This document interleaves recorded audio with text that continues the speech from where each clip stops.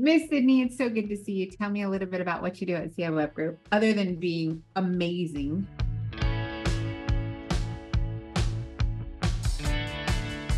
I am an account manager. I did not start out as an account manager though. I've been here for 2 years. I started out as a marketing assistant, moved up to a coordinator, and then ultimately graduated into an account manager role. Basically, I spend a lot of time on Zoom meetings talking to clients, telling them what they should be doing, going over their reporting with them, making it make sense because God knows if you're looking at that and you don't have a background in this, it can be a lot.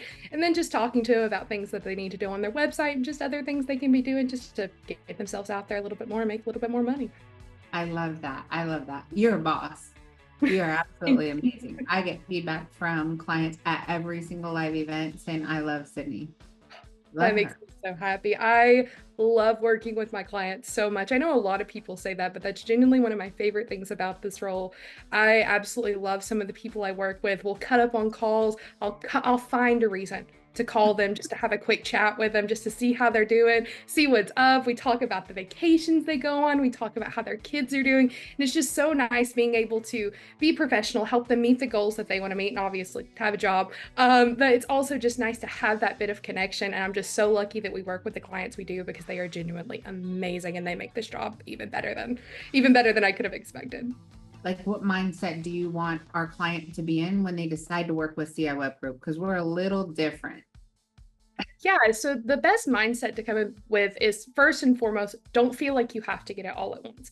Baby steps are the way to do it, and we can ease them into it and make it make sense. And also just come to the table with an open mind and come ready to ask questions. I know a lot of people come in here and they've either worked with marketing companies in the past who haven't been very forward with the things that they're doing, and they were just kind of skating through, not really understanding what was happening. But I love when clients come with that mindset that they want to learn and they want to know what's going on. So they'll ask these questions, and I have people who are like, sorry, this is probably a dumb question. I'm like, no, it's not. I understand. Like you said, marketing is a beast. There's so many aspects to it. So I feel like the most important thing is just to come with an open mind and just come ready to ask questions and know that you don't have to know it all. We're going to know it and we're going to help you understand it better. How do you explain what SEO is and how it works in general? So it's so hard to get someone to understand what SEO is like on a first like explanation of it. Because I remember when I was first introduced to SEO back in my internships, like I was doing it and the person I was working with was like, do some SEO. And I was like, what does that even mean? And even when she's like search engine optimization, I'm like, but what does that mean? So the easiest way to break it down is what we want to do is we want to show something to Google that will make sense to them so they understand what you're doing so that people can find you. If we can just get Google to understand you, then we're good to go. And if you can understand that, you know what you need to know about SEO. You don't have to know the technical side of it. You don't have to know what H1s, H2s are. You don't have to know how we're going and putting keywords into your things. As long as you understand that ultimately what SEO is we're making sure that Google understands what you're doing. That way we can get you in front of more customers. That's really what our clients need to know about it. Like I said, the rest we just figure it out for them, and we'll just explain it if they want to know more, they can. But that's really the basis of all you need to know to really understand the reporting and understand what kind of results we're getting, in my opinion. What does progress look like? What are those performance indicators that would show you got started and now we're making progress? Maybe not at the end goal, but we're making progress. Progress can look very different. That's something I actually have a lot of people ask me about is they are wanting to know when they can see progress or when they can see results. But really, there's so many different ways to look at it. Progress can be getting more clicks onto the website. Progress can be moving our keywords up. Progress can be getting a couple more leads in the door. But progress can also be small things that we're doing on the site where we're just seeing people spend a little bit more time on there and engage a little bit more. So there's so many different ways to view that. I feel like most of the time when people talk about progress, they mostly want to know about their keywords and they want to know about how much traffic they're getting to the website. But I feel like it's important for people to understand that there's other ways to look at that other than just those two, especially when you start out, because a lot of times you'll go live and you're not going to see all your keywords hit page one in that first month, unless you're in a super small market. I do have some people who see that, but most of the time it's going to take time. So I feel like you have to find those small wins and understand that those are a type of progress too. How big of a difference is it if I'm in Dubuque, Iowa or Los Angeles, California? Oh, it's such a big Even in the same budget, what's the time difference?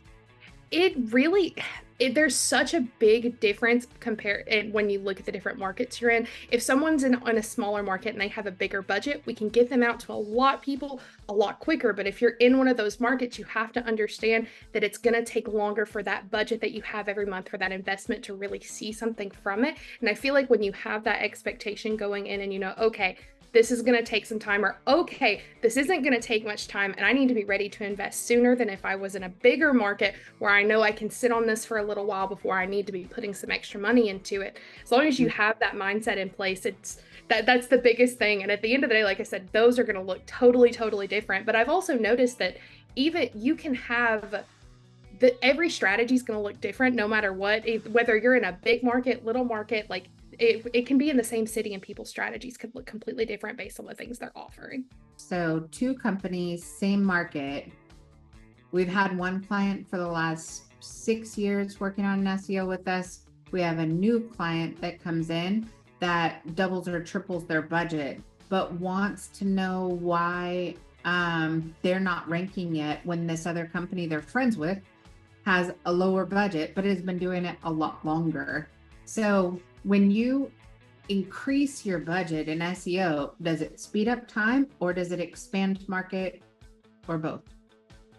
It really just depends on each individual strategy. I'd say overall, it's really not going to speed things up unless you're in one of those smaller markets where we can put something up and you can be on page 2 in like 2 or 3 months, but that's not typical for everyone. I feel like you have to understand that it's putting more money into it. It's not a fix all. It's not automatically going to make you grow and you're just going to double your business in like 2 or 3 months. I feel like at the end of the day, it's so important for people to be really involved in the meetings they're having every month with their account managers. That way you can talk about that strategy so you know exactly what we're expecting when you put that budget into place. Because at the end of the day, you want to talk about it beforehand. We want to talk about what's going to happen, why we're recommending what we're recommending. That way when it happens, you're not super surprised, because you don't want to go into something and be like, oh, I've doubled my budget. Where are my customers? What's going on? Yeah. Why didn't my business double in size? What's going on here? Yeah. As long as you're talking about that early on and you're setting those expectations right, you're really setting yourself up for success. You know, what are your thoughts on those clients who create the initial plan and they're, you know, excited that their business grew, but then they stay in that plan and don't continue to expand? How critical is it that they're benchmarking that way before 100% of their phrases are on page 1 of Google, so you have time to get some additional markets or something ranked?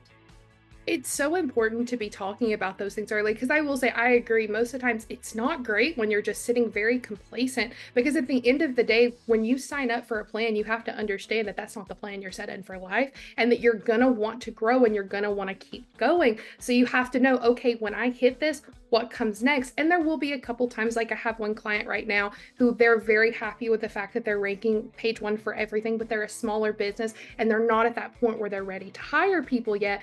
But I'm like, okay, as soon as you're ready, we've got to get going. That way you can keep doing this, because at the end of the day, you have to keep growing if you want to keep that business going, especially in the economy we currently have. Because at the end of the day, with inflation and things like that going up, you want to make sure that you're always bringing in a little bit more revenue just so you can continue to have that same growth. Because I feel like growth a couple years ago is not the same as it is now. So you have to be ready to take that step up so that you're not stuck in that complacent place for forever. Because if you do, ultimately, that's just going to lead you down a downhill slope. You also have lots of clients who are, they're doubling down. They're expanding total number of locations they're going after. They're expanding the total service lines, and they're also adding new service lines. So you've had a lot of HVAC companies that have added plumbing or electrical and so forth. How early should they be having that conversation with you to get a plan in place so that when they have the staff, the licensing, and they're ready to go to market, you're prepped and ready in advance? When do you want them to share that insight with you as the account manager on when they start just even brainstorming?